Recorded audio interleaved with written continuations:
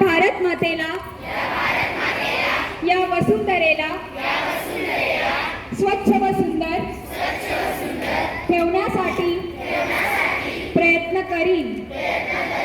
या वसुंधरेला, या पर्यावरणाला माझ्यापासून कोणतीही हानी होणार। मी या देशाला सुजलाम सुफलाम करण्यासाठी कटिबद्ध राहील।